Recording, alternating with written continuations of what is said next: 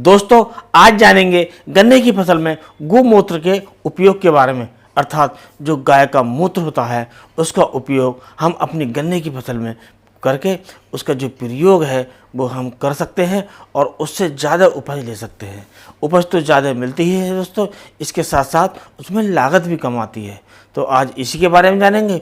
और शुरू करने से पहले आपसे अनुरोध है, यदि आप चैनल पर नए हैं तो चैनल को अभी सब्सक्राइब कर लें, वीडियो को लाइक कर दूसरे किसान दोस्तों में शेयर करें। तो दोस्तों, ये जो गौमूत्र होता है इससे सभी परिचित हैं। जो हमारे पशु पालते हैं, हमारे जो किसान, वो सब जानते हैं कि जो गाय होती है, जो उसका मूत्र होता है, उसका जो उपयोग है हम अपनी गन्ने की फसल में कर सकते हैं। गन्ने के साथ साथ जो दूसरी फसलें होती हैं, जैसे टमाटर की फसल है, आलू की फसल है, या विभिन्न प्रकार की जो सब्जियों की फसल है, उसमें हम इसका प्रयोग कर सकते हैं। अर्थात सभी प्रकार की फसलों में हम गौमूत्र का प्रयोग कर सकते हैं और अपनी फसल से ज़्यादा उपज ले सकते हैं। इससे लागत में भी कमी आती है। अब दोस्तों, बात करते हैं कि जो गौमूत्र होता है इसमें क्या क्या कंटेंट होता है, अर्थात इसके अंदर होता क्या क्या है। तो दोस्तों, इसमें जो सबसे ज़्यादा मात्रा में होता है वो होता है 95% पानी। और दोस्तों, इसमें जो 2.5% होता है वो होता है नाइट्रेट, नाइट्रोजन। और इसके अंदर 2.5% होते हैं मिनरल्स। और दोस्तों, इसमें साल्ट होता है, एंजाइम्स होते हैं और इसमें हार्मोन्स होते हैं। अब दोस्तों, बात करते हैं कि ये जो गौमूत्र होता है ये काम कैसे करता है। तो दोस्तों, सबसे पहले बात करते हैं, जो इसमें सबसे मात्रा में जो ज़्यादा होता है वो होता है पानी। अर्थात 95% पानी होता है। तो पानी का भी अपना अलग फ़ायदा है। आप सभी जानते हैं कि जो हमारी फसलें होती हैं, सभी फसलें होती हैं, उनमें पानी का कितना महत्व है। बिना पानी के जो फसलों की जो प्रयोग है वो उसकी कल्पना भी नहीं की सकती। और आप जो जानते हैं, जब हल्की सी बारिश हो जाती है तो उसके बाद जो हमारी फसलें होती हैं उनका जो रूप होता है, उनका जो कलर होता है, उनकी जो शाइनिंग होती है वो देखने लायक होती है। तो पानी का भी प्रयोग हमारी फसल में काफ़ी लाभदायक है। और जो 95% जो पानी है इससे भी हमारी जो गन्ने की फसल है इसमें लाभ मिलता है। और दोस्तों, अब बात करते हैं कि इसमें जो 2.5% होता है नाइट्रेट, नाइट्रोजन। तो दोस्तों, जो नाइट्रोजन होता है इसमें वो 2.5% होता है और इसमें जो होता है नाइट्रेट के रूप में जाता है।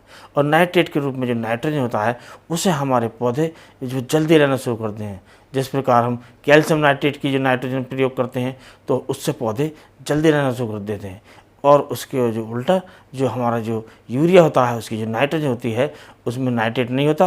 अर्थात वो पहले नाइट्रेट में बदलता है तब उसमें हमारे पौधे लेते हैं। तो उसका जो उपयोग है हमारे पौधे देर से कर पाते हैं और देर से रिजल्ट आते हैं। जबकि नाइट्रेट की जो नाइट्रोजन है वो जल्दी हमारे पौधे उपयोग करते हैं और उसके जो रिजल्ट हैं वो जल्दी आते हैं। और कुल मिलाकर जो हमारे जो पौधों की जो वेजिटेटिव ग्रोथ होती है वो तेज़ होती है और पौधा का जो कलर है वो अच्छा बनता है, काला बनता है, जिससे जो फोटोसिंथेसिस क्रिया है वो तेज़ होती है। कुल मिलाकर हमारे जो पौधे हैं वो भोजन ज़्यादा बनाते हैं, जल्दी बनाते हैं और उससे जो हमारे पौधों का जो विकास है वो तेज़ होता है। और दोस्तों, इसके बाद इसमें जो मिनरल्स होते हैं वो अपना काम करते हैं। और इसमें जो होती है आपकी जो प्रोटीन होती है, और प्रोटीन भी इसमें होती है। और प्रोटीन का आप सभी जानते हैं, जो हमारे किसान भाई विभिन्न प्रकार के जो टॉनिक प्रयोग करते हैं उसमें मुख्य रूप से प्रोटीन ही होती है। और उसमें बाद में जो मिलाया जाता है वो अमीनो एसिड मिलाया जाता है। तो जो प्रोटीन होती है उसका जो उपयोग हमारे गन्ने की फसल में इसका होता है। जो यूरिन द्वारा होता है, जो यूरिन होता है गाँव का।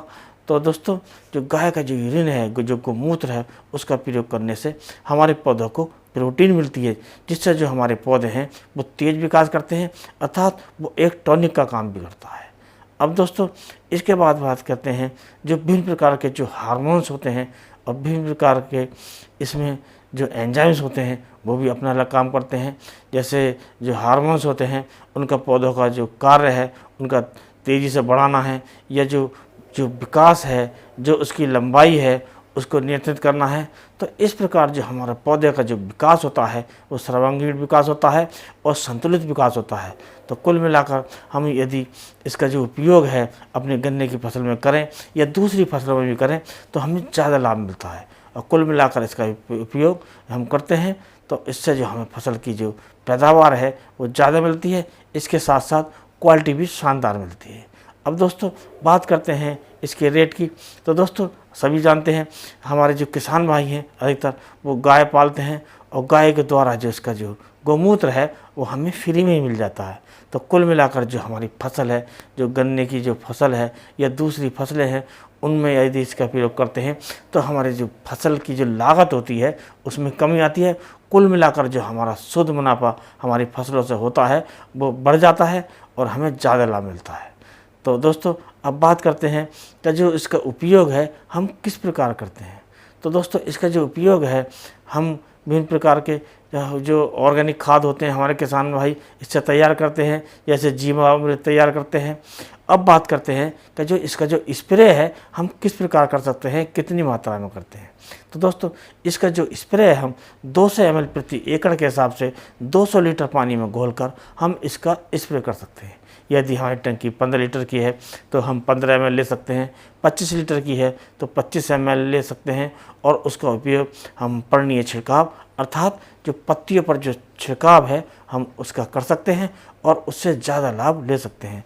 इसका छिड़काव करने से जो हमारी पत्तियां हैं उनका तेज़ विकास होता है और कुल मिलाकर हमें ज़्यादा उपज मिलती है और ज़्यादा लाभ मिलता है। तो दोस्तों इसका उपयोग करके यानी कि जो गौमूत्र होता है इसका उपयोग कर हम अपने गन्ने की फसल से ज़्यादा लाभ ले सकते हैं। इसके साथ साथ जो दूसरी फसलें हैं उनसे भी ज़्यादा ले सकते हैं, ज़्यादा उपज ले सकते हैं और इससे शुद्ध जो मुनाफा है वो हमारा बढ़ता है। तो दोस्तों आज की वीडियो में इतना ही। अगले वीडियो में नए टॉपिक के साथ फिर मिलते हैं, तब तक के लिए नमस्कार।